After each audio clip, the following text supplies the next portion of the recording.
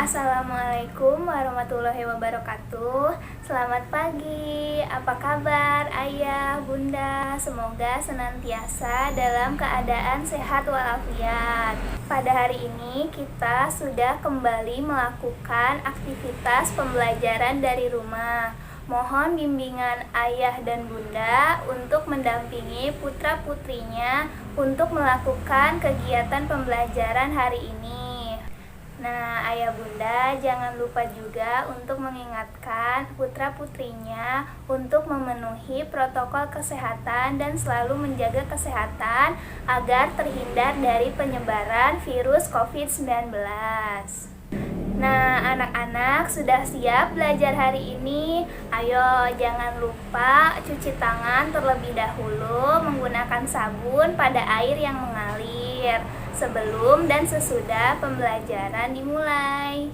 Nah, kalau sudah cuci tangan, mari kita mulai pembelajaran hari ini. Dan alangkah baiknya sebelum pembelajaran, mari kita berdoa terlebih dahulu agar kita selalu diberikan kesehatan dan kemudahan dalam melakukan setiap aktivitas. Mintalah bantuan ayah atau bunda untuk mendampingi selama pembelajaran berlangsung. Jangan lupa ucapkan tolong apabila meminta bantuan. Jangan lupa ucapkan maaf apabila melakukan kesalahan. Dan jangan lupa ucapkan terima kasih setelah mendapatkan pertolongan. Di sini saya akan membuat video pembelajaran tema 1 kelas 5 SD tentang organ gerak hewan dan manusia. Mari kita simak videonya. Pertama-tama kita harus mengetahui dulu pengertian dari gerak itu sendiri. Jadi gerak adalah berpindah tempat atau perubahan posisi sebagian atau seluruh bagian dari tubuh. Kemudian ada beberapa fungsi dari organ gerak, yaitu berjalan, berlari, melompat, memegang, menggali, berenang, dan lain-lain. Kemudian organ gerak itu dibagi menjadi dua, yaitu organ gerak aktif dan organ gerak pasif. Nah, yang aktifnya ini berupa otot dan yang pasifnya itu berupa tulang. Nah, kenapa otot bisa disebut alat gerak aktif? Karena otot memiliki senyawa kimia yang membuatnya bisa bergerak. Dan kenapa tulang disebut alat gerak pasif? Karena tulang tidak dapat bergerak sendiri. Jadi, otot dan tulang saling bekerja sama untuk membuat pergerakan. Nah, sekarang kita bahas dulu tentang hewan ya. Jadi, berdasarkan ada tidaknya tulang belakang, hewan dibagi menjadi dua, yaitu hewan vertebrata dan hewan avertebrata. Nah, hewan vertebrata adalah hewan yang memiliki tulang belakang. Contohnya itu seperti kucing, kelinci, sapi, dan lain-lain. Hewan avertebrata adalah hewan yang tidak memiliki tulang belakang. Contohnya itu seperti siput, cacing, ubur-ubur, dan lain-lain. Misalnya pada hewan vertebrata itu contohnya kucing dan kelinci. Nah, mereka itu kan memiliki alat gerak kaki yang fungsinya untuk berjalan dan berlari.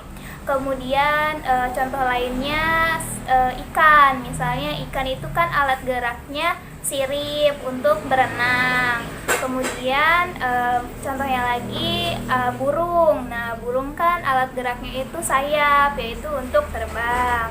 Nah, untuk contoh hewan avertebratanya misalnya itu siput. Nah, siput kan berjalan menggunakan kaki perut. Nah, sekarang kita bahas tentang organ gerak manusia. Nah, pada organ gerak manusia itu kan berupa lengan dan kaki.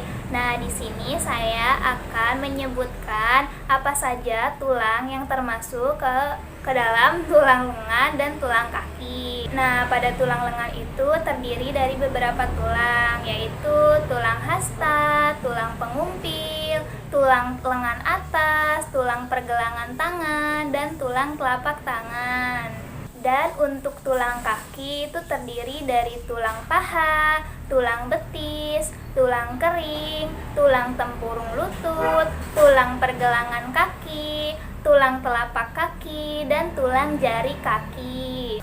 Nah, tadi kan kita sudah membahas tentang tulang. Nah, sekarang kita akan membahas tentang otot. Jadi, otot itu dibagi menjadi 3, yaitu otot polos, otot lurik, dan otot jantung. Nah, yang pertama itu ada otot polos. Nah, otot polos adalah otot yang bekerja tanpa kesadaran kita yang dipengaruhi oleh sistem saraf tak sadar. Nah, yang kedua itu ada otot lurik. Nah, otot lurik adalah otot yang menempel pada rangka tubuh manusia yang digunakan dalam pergerakan. Nah, yang ketiga itu ada otot jantung. Nah, otot jantung adalah otot yang bekerja secara terus-menerus dan tanpa istirahat atau berhenti. Nah, tadi kan kita sudah membahas apa saja yang termasuk tulang dan otot. Nah, sekarang kita akan mempelajari tentang kelainan-kelainan pada tulang dan otot. Nah, yang pertama kita akan membahas kelainan pada organ gerak pasif, yaitu tulang. Nah, yang pertama itu ada fraktula atau patah tulang. Ini biasanya disebabkan oleh kecelakaan atau jatuh. Nah, yang kedua itu ada fisula atau retak tulang. Nah, retak tulang ini bisa terjadi sama ya karena kecelakaan atau jatuh. Yang ketiga itu ada osteoporosis atau keropos tulang. Nah, ini biasanya disebabkan karena tubuh sudah tidak bisa menyerap kalsium secara normal. Yang keempat itu ada lordosis atau kata lainnya itu seperti busung. Jadi tulangnya itu melengkung ke depan. Jadi seperti gini nih, jadi badannya itu. Nah, yang kelimanya itu ada skoliosis. Nah, skoliosis ini sering terjadi ya, misalnya seperti kita lagi nulis gitu ya. Kita kan lagi nulis, biasanya tuh buku di sini. Nah, kita nulis tuh miring gini biasanya. Nah, itu akan mengakibatkan tulang kita menjadi membengkok ke samping gitu. Nah, yang keenamnya itu ada kifosis. Nah, kalau kifosis itu kata lainnya seperti bungkuk. Jadi tulangnya itu maju ke depan, jadi posisi badan itu agak bungkuk gini. Suka lihat kan orang yang jalan atau duduk agak bungkuk gitu. Nah, itu disebut dengan kelainan kifosis.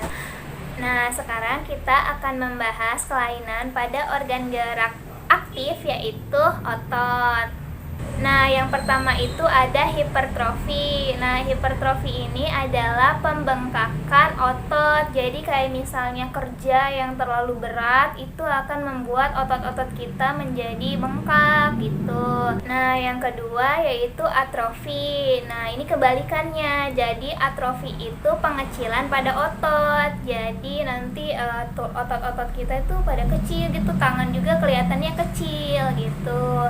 Nah, yang ketiga itu ada stiff atau kaku leher. Nah, jadi kaku leher ini bisa disebabkan karena posisi tidur yang salah ya. Kayak misalnya posisi bantalnya itu salah. Jadi itu akan menyebabkan kelainan pada leher kita gitu. Jadi posisi tidur juga harus diperhatikan agar leher kita nggak kenapa-napa gitu ya.